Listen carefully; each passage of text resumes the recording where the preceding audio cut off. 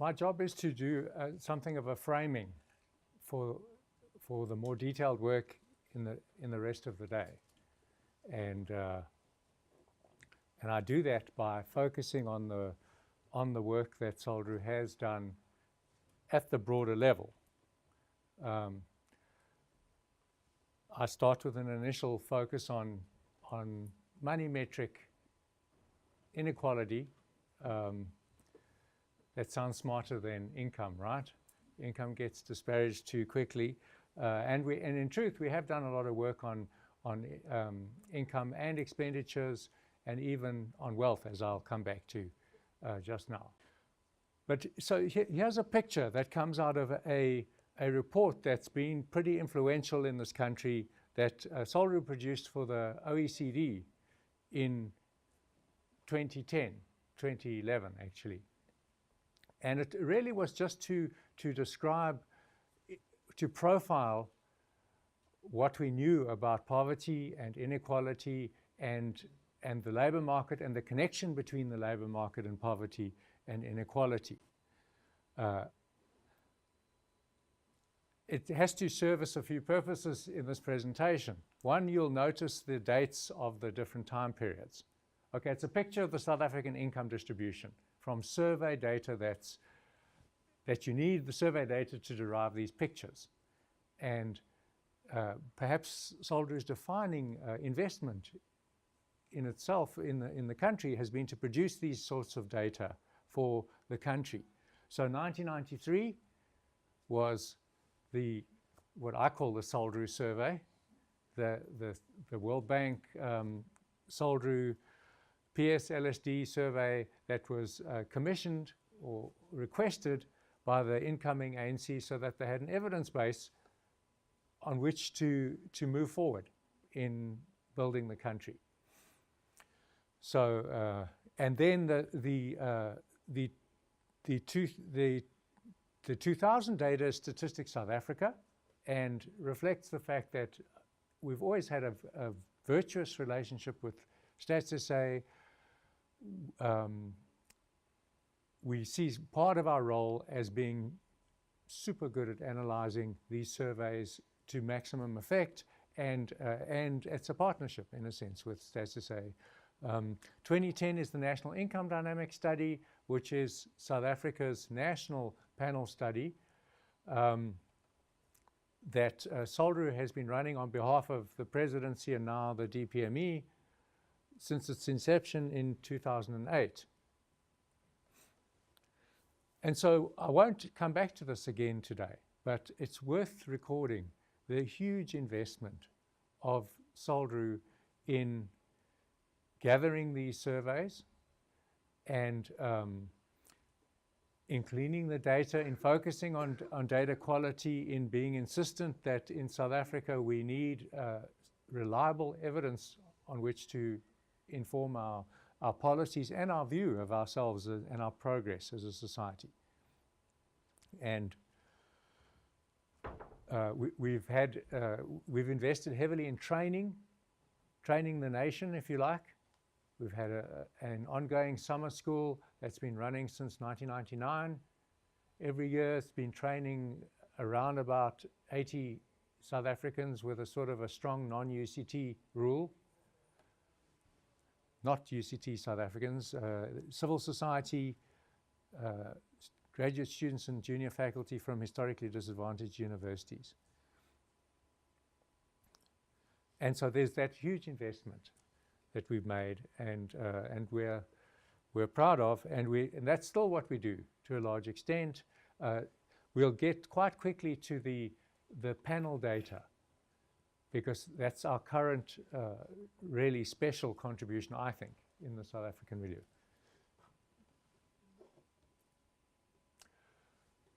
2000, 2008, but it's a slide that goes to the type of descriptive contribution that we've been making in the country around poverty and inequality. Who are the poor? What is the texture of our inequality? And the reason I present this particular slide, which is, what is it exactly? It just presents the distribution of South Africans, from the poorest 10%, that's 1, to the richest 10%, that's 10. And then the bar graphs tell you which share of the national income they actually have or get. And so you can see that the lowest 10%, the poorest 10% of South Africans get way under 1% of the income, whereas the top end gets, it's risen from 54 to 58% over time. So this is a little anecdote. At one point, Trevor Manuel said to me, SALDRU really doesn't work hard enough to be impactful. And he whips this graph out of his briefcase. And he says, look at this graph. This is an impactful graph. And it was this one. So which SALDRU produced, right? So perhaps we've got a communication problem. But that's not the same sort of problem. Anyway, it was a rather lovely moment. I can't tell you how much I enjoyed it. And this graph, people have built on this. There's been some influential work by Ingrid Willard and Alan Hirsch and Brian Levy that has then split the top 10% to show some important things, that actually even the top 10% is a bit too broad. Because what's really happened in South Africa is the top 5% or even the top 1% have flourished. But that hasn't been spread. So, people are very focused on top incomes at the moment, and this sort of work has been leading the day. I'll give you a graph just to nail the point. This is a picture out of Thomas Piketty's book. And the reds are the South African. Make it the full. Thanks, Cal. Thank you. Thanks.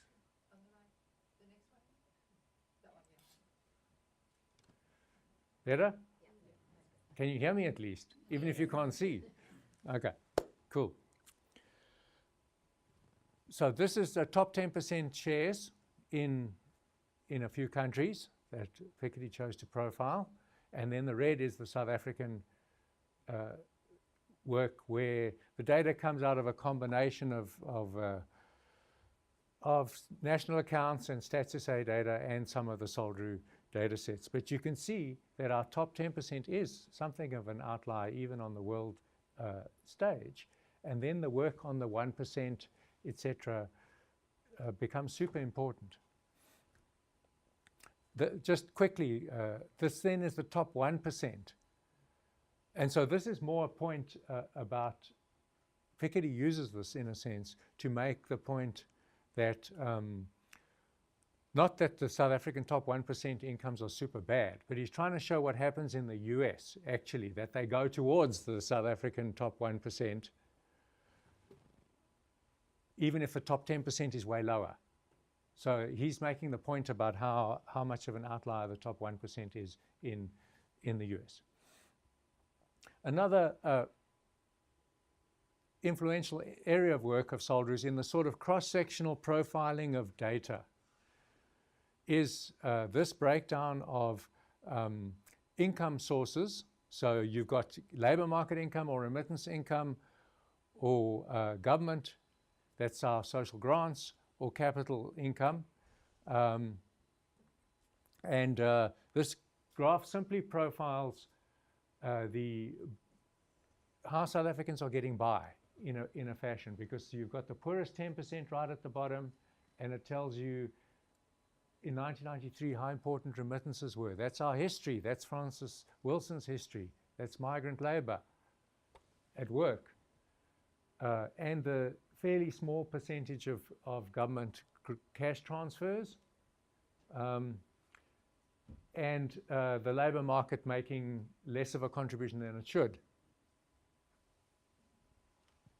And anyway, I just let the visuals tell the story. You can see the post-apartheid labor market not functioning to the benefit of South Africans. You can see right at the bottom end, there's even less South Africans deriving support out of the labor market. You can see it's a defining characteristic of being better off a high labor market share. You can see a stunning growth in the contribution of government transfers, and you can see a decline in remittances, which is the sort of private social safety net, if you like, in our society. Also an important graph that's, I'm not sure it's actually in the National Development Plan, but it was in the documents. And SALDRU has done a lot of technical work around this to try and push a bit further than those descriptives. We decompose things a lot. It's a technical expression. It just means breaking them down, but it sounds a bit like death, but it's not. So in this case, the decomposition is to show you, of those income sources, what's the contribution to inequality? And it's quite technical work, and it's the type of work that we've been pursuing as our contribution in the country. So a big picture finding that comes out of this is that 0.6 out of a Gini coefficient, that's 0.66. 0.6 of that is due to wage income. And we've done some more technical work, even made some initial innovative contributions to the international literature to show that some of that's the zero earnings. It's not quite 50-50, but 45% of that or so is the unemployment issue, the no earnings issue. And then a big part also is the inequality of earnings themselves. And we've backed this up with a huge amount of work on earnings inequality itself, and the earnings distribution and the quality of the earnings data, and understanding what's driven the earnings distribution in the country. We've also, particularly through Ingrid Willard, and pity she can't be here right now as well, but taken this work into closer to policy.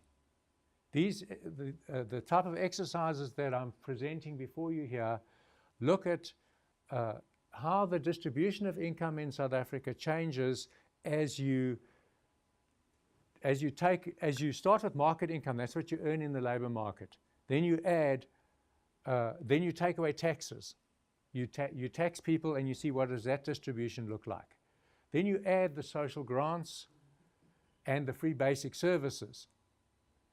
And then you add some more of the government contribution through VAT, fuel, and other taxes, and then you add education and health expenditures to the picture. And it's very, very careful, nitpicky type work that requires that you combine the household surveys that we produce with administrative data out of government departments to show, for example, to get this final picture here, and you can see that the education and health expenditures are strongly redistributive, right? You can see that in the potential decline in the Gini coefficient. And so that requires that you work with government departments and work out the average spending per learner in rural Eastern Cape, and then you can twin it to your surveys, and then you can get a figure like that. I think two things are relevant about the slide. Well, one is that it's a huge investment of work, but also to recognize what SALDRU doesn't do, because this is the potential of the budget. It's not necessarily the realized potential of the budget, right? We've got a very well-designed budget. That doesn't mean it actually lowers inequality. We know it doesn't lower inequality. So there's a big conundrum. And some of our work gets stuck in and unpacks what really goes on in the education system or health system. But you know, not all of our work picks up on, like delivery, for example. We don't do government, public administration and delivery, and it sits as a huge issue between this and getting better off in our society. Okay. Ingrid Willard has been working on the Davis Committee, and we've tried to support that work in general in the unit. That's why I can talk about it this morning. It's not just about Ingrid, it's about all of us. To get together the data that the Davis Committee needed to start looking at its to start making some findings, to try and be supportive in any way we could with the evidence base for the committee. And so in that regard, working with the National Treasury, we've tried to open up the issue of the personal income tax data and the wealth distribution, which are absolutely fundamental. At the same time, we've been gathering information in the National Income Dynamics Study on wealth. And so the Davis Committee recently released a report on wealth, and hopefully it's better off for all of these efforts on that very tricky issue. Okay, but a focus on income is very limiting. And we know that because SALDRU has always worked at the same time, well, since our post-SALDRU 30 experience, we've been working in many, many dimensions. And even the SALDRU 1993 survey was a very general purpose survey. And so we've been working in many other dimensions other than income. And so this is a graph from Stats SA on what's called multidimensional poverty, and it features health, education, living standards, and economic activity. So SALDRU used NIDS data to actually pilot some of this work on multidimensional poverty. And if you go back to the Stats SA reports, you'll find one of the reports, they actually benchmark their work against a SALDRU MPI line. So the implication is, which I don't think is warranted, but it's nice for an occasion like today, that we're checking our results by showing you that they're pretty close to the SALDRU multidimensional poverty line. It's actually not the right thing to do because their data was, they had many more data points to use. But anyway, so we've been very active, but not just in profiling multidimensional poverty. Obviously, the ball game in this country is that South Africans haven't got better off over the post-apartheid period. Multidimensionally, in terms of access to services and things, we've made quite a lot of progress. The big question is, how come the progress on social grants and the progress on basic services and things hasn't generated a different society, a more vibrant society where people are getting ahead? And to some extent, a large chunk of our work is really directed at that dynamic question. But along the way, Martin's here this morning, we've also pushed this asset multidimensional profiling into the inequality space. It's not an easy thing to do. It's not a trivial exercise to actually take your assets, and if you're going to talk about wealth in a country like South Africa, these assets are also important to everyday South Africans. So this graph really just flags the fact that that we've done some pioneering work, largely through Martin, on how do you do this? How do you appropriately measure asset inequality? And it's pioneering in an international sense. We solved some problems that were unsolved because they need to be solved. That's the key point, I guess. Okay. So I made the point about about our income contribution, the importance of the labor market, but we're also in a society where there's education and health, and there's a life course of South Africans. And so our panel work has been important, I think super important, in actually convincing South Africans that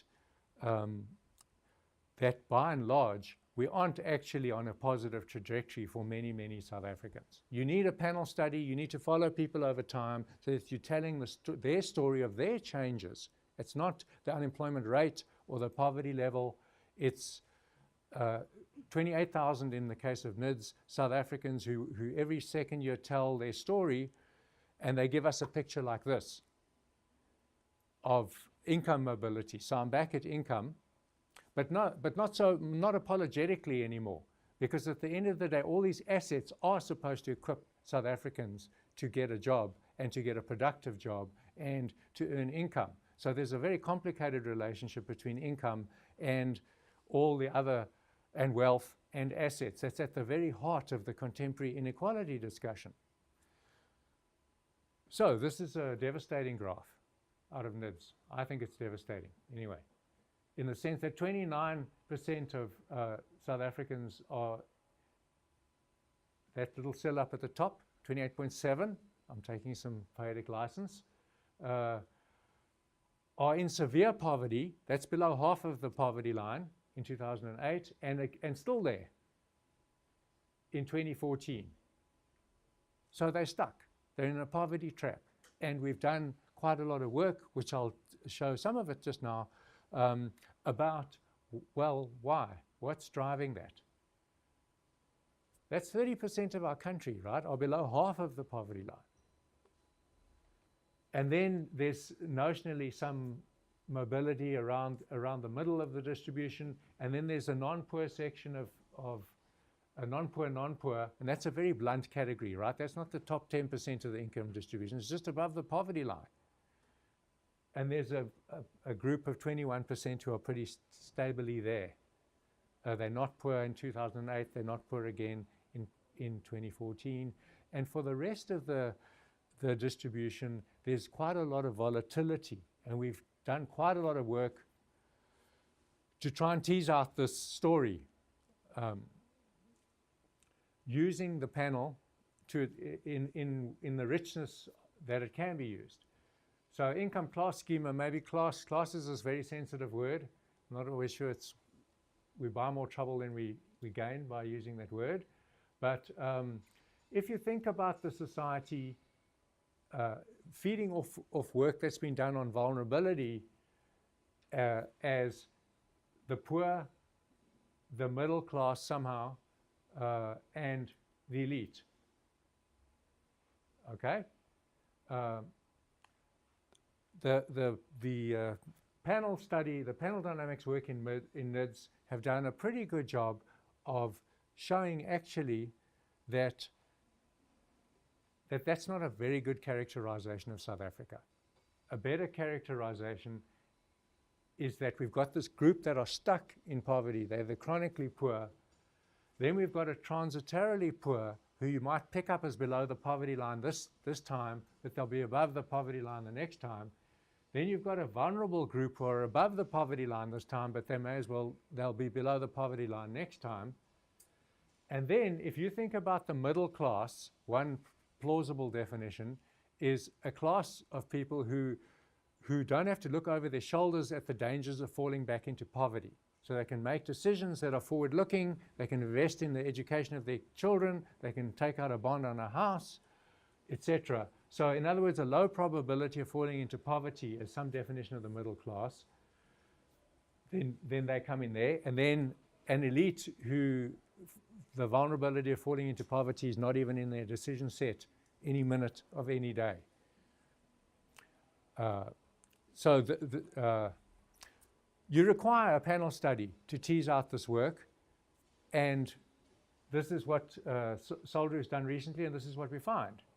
We find that 50% of South Africans are chronically poor, 11%, and this is in 2014, 11% are this transient poor, 15% are the vulnerable in the sense they're above the line now, but they can be and have high probabilities of falling back into poverty.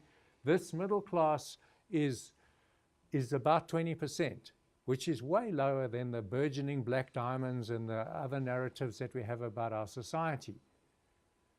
It doesn't seem to be borne out in the livelihood dynamics of NIDS. And then the elite is about 4%.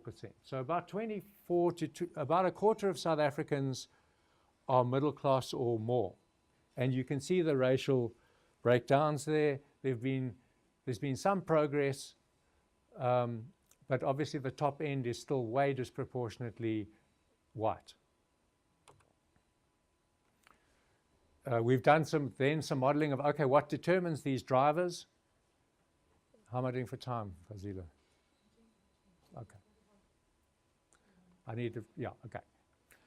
So a few key points that come out. So what's been driving these transitions, or the lack of transitions? one key point that we've been surfacing and then done a lot of really excellent work on is the fact that demography is hugely important. South African households are unstable, people move, they have combined themselves with different households, etc. If you think about income per capita or some measure like that, the per capita bit is demography, the income bit is income, and the demography is hugely important. The income's also important. I don't want to dwell too much on that. Let me rather surface the type of results that we found from this modeling through a few pictures. So remember the middle class category, that's about 20% of South Africans. One way of characterizing, okay, what's the average middle class person look like? They're in a male-headed household, African, 45 years old, 12 years of schooling, so complete matric, works in a white-collar job. That turns out to be incredibly important. What's their household look like? Not too many children, one child, no adults greater than 60 plus. So the pension really kicks at the lower part of the distribution rather than here, lives in urban Gauteng. Okay, so that's just a profiling that comes out of all of these models that we build. What's interesting about it is, okay, so how does that change when you drift down to being in the vulnerable category? The key points there are you're likely to be in a female-headed household. So the gender issues come out hugely, and the more we probe them on NIDS, the more important they are. You won't have complete matric. And your access to the labor market, generally you're not economically active, but one other member is employed. Do you see? That's a very important rider. That should be bolded too. So the head is not economically active, but one other member is employed. You're definitely not just vulnerable if you've got no employed members in your household. You're in big trouble. But having one member employed is not guaranteed to actually boost you out of poverty. It puts you in that precarious situation. Okay, then shifting to the elite. There's a change of complexion of the little guy. 48 years old, 14 years of schooling, so some tertiary schooling, no children living in the household, and the head is white. So that's just a profiling of the type of work. We've then dived into the labor market dynamics that undergird this in quite some detail, and it makes that point that unemployment is a huge problem. Actually, this graph serves to make unemployment is a huge problem, but this discussion of the quality of employment is not a theoretical or a nice to have or a whatever. It's hugely important because it goes to being a productive citizen in society. It goes to moving ahead. It's very, very important. And it's so the managers, professionals, and technicians are almost exclusively the preserve of the middle class and the elite, whereas some of the more basic occupations can be spread across the distribution because they don't actually make the definitive difference. It's not that they're unimportant, it's just that they don't make the definitive difference. Okay, so this is just a nightmare slide, just to see if you're still in. Are you still in there with me? Because this is what's going on behind the scenes of those cute little pictures, because you need to be modeling these poverty transitions. So in this case, you're initially poor, then the next wave of NIDS, you are or you're not, and then you follow people, and so you go. And the reason I wanted this slide in here is that if you're going to collect panel data or household survey data in the country, you also have an obligation, and it's something that SALDRU's embraced, to use it to world-class standards, to make sure that these data that you collect, which are super expensive but super valuable potentially, if they're going to be valuable, you've got to actually analyze them. And I think SALDRU's unique contribution, especially the young Turks around, has been to grab that mantle from Professor Wilson from the 1993 survey and build on it and really run with it. And so the dynamics of inequality are super hard. They are very, very hard. And everybody loves to talk about Piketty, and they love to talk about the importance of wealth, and they love. It is very hard to use these, to actually gather those data, to use them appropriately, and that's our space. That's what we love doing. We think we do it very well, and yeah, that's why I gave you the spaghetti graph. I won't have time to play this because I'm going to squeeze out other people. But the reason why I had the slide in here is because it's a recording, it's a note that Dumisa and Sabeza took when he was working in the TRC. And it's a guy in Grahamstown talking about reconciliation. And he says, I completely understand. I'm a member of the ANC. I'm a loyal member of the ANC. I was in prison for the ANC. I fought for liberation. I'm now out of prison. And he's talking about Nelson Mandela. And he says, so is Nelson Mandela. He's also out of prison. But he found a way, he found a job, he's got a good job, he can make his contribution. I also want to make my contribution, says this guy in Grahamstown. I also want to make my contribution. I haven't been able to find a job. So, and this is like 1997, 98, somewhere around there, right? So he says, well, I can completely understand why, about reconciliation and the ANC pushing for reconciliation. It's not something that like is easy. I don't buy it because I'm me and I'm sitting in a shack in Grahamstown, and then the guys that actually put me in jail in Grahamstown have done super well in the post-apartheid society. So the point is that these dynamics that I've been telling you about the middle class and blah, blah, blah, they've had amazing resonance with ordinary South Africans. When we talk about them out there, it provides a platform even for people to say, yes, okay, I got ahead, and it completely meshes with what you're saying. It's not just a sort of a bashing government. It just seems to resonate. But the going is hard. I got ahead, but the going is hard. You're telling a story that needs to be told. Patricia is going to pick up on, there's another lens on all of this, which is the intergenerational lens. So that old guy in Grahamstown in the late 1990s is telling us that the society has failed him. The youth of today are telling us pretty much the same thing. And SALDRU has done a lot of work on intergenerational failure, which is a different lens on all of this, right? It's the fact that every South African parent hoped for a better future for their kids.